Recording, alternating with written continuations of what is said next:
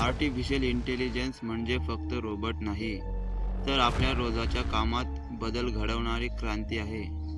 पण या AI युगात मराठी माणसांचं काय होणार? संधी आहे की धोका?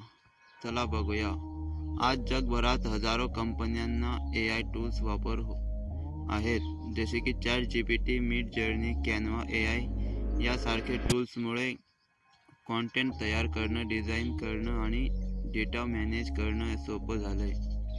पण या सोपेपणामागे एक मोठा प्रश्न लपला आहे. मानवाची जागा मशीन घेणार की काय? मराठी कामांसाठी ही वेळ बदलायची आहे. AI मुळे काही जॉब्स कमी होतील, पण नवीन जॉब्स निर्माणही होतील. जसे की AI प्रॉम्प्ट रायटर आणि AI व्हिडिओ एडिटर आणि डेटा ट्रेनर, जसे की डिजिटल ट्रान्सलेटर. अशा कैक जर आपण वेळेआधीच शिकून घेतले की तर AI आपला स्पर्धक नाही तर आपला साथीदार बनेल. महाराष्ट्र अनेक मराठी तरुण अजूनही इंग्लिशवर अवलंबून आहेत. पण आता मराठी AI टूल्स उपलब्ध आहेत, जसे की भाषिणी AI मराठी ट्रान्सलेटरसाठी, ब्राईटसॉनिक मराठी ब्लॉग तयार करण्यासाठी, सॅन्थिसिया AI व्हिडिओ तयार करण्यासाठी.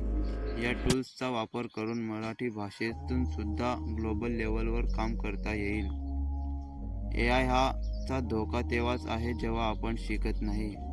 पण जर आपण अडॅप्ट झालो तर भविष्यातील AI इकॉनॉमीमध्ये मराठी लोक मोठा वाटा घेऊ शकतात. AI आपली जागा घेणार नाही, पण जो AI वापरतो तो नक्की आपली जागा घेईल.